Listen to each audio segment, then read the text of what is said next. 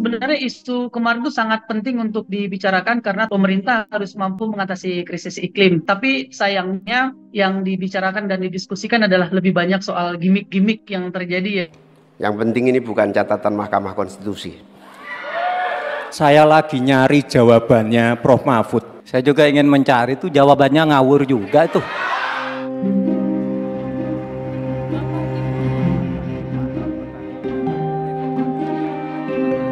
Sebenarnya isu yang diangkat belum terlalu kena pada persoalan lingkungan yang sesungguhnya. Unsur yang membentuk lingkungan hidup sendiri, yaitu air, tanah, udara, itu nggak disinggung tuh. Padahal isu pencemaran tanah, isu pencemaran air itu luar biasa.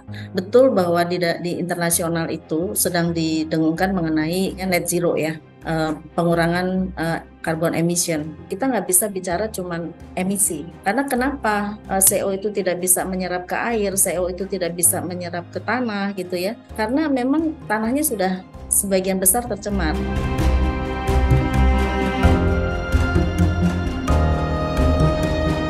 Indonesia ini sebenarnya agak unik karena kita tercatat menjadi salah satu dari 10 besar negara poluter atau negara beremisi gitu ya.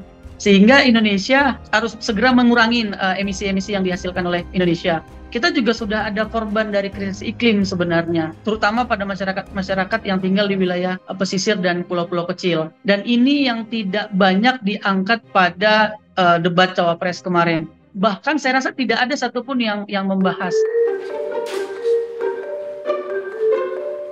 Setiap kali satu pertanyaan dilontarkan, dia sangat baru. Iya, saya sih nggak tahu. Di Indonesia terutama, problem utamanya adalah regulasi.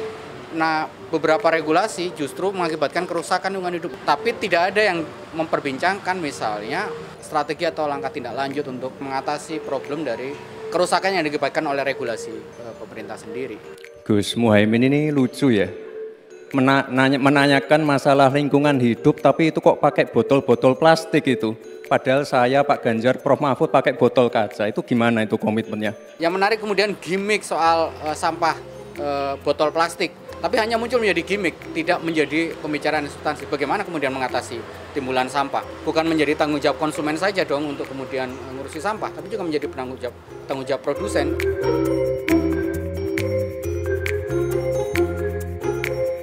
Gagasan ya, lagi-lagi kita menilai gagasan ya, bukan menilai rekam jejak gitu ya. Pasangan 01 dari sisi gagasan mungkin bisa kita kasih nilai 8 ya, ngomongin bencana ekologis, ngomongin soal petani gitu ya, kritik terhadap food estate juga. Di 02 di Cawapres Gibran saya kasih 5 lah. Dari pidato pertama itu langsung mengangkat hilirisasi, lalu menyebutkan soal potensi nikel dan timah ya. Wataknya adalah watak industri ekstraktif. Kita harus sudah berahli itu dari ekonomi ekstraktif ke ekonomi yang lebih hijau. 03 ya Pak Prof. Mahfud. Kita kasih nilai 8 juga karena memang on point pada isu ini.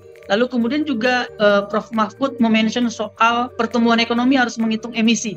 Penilaian ini tentu berbasis pada dokumen yang kami baca, berbasis dari argumentasi-argumentasi yang disebutkan kemarin.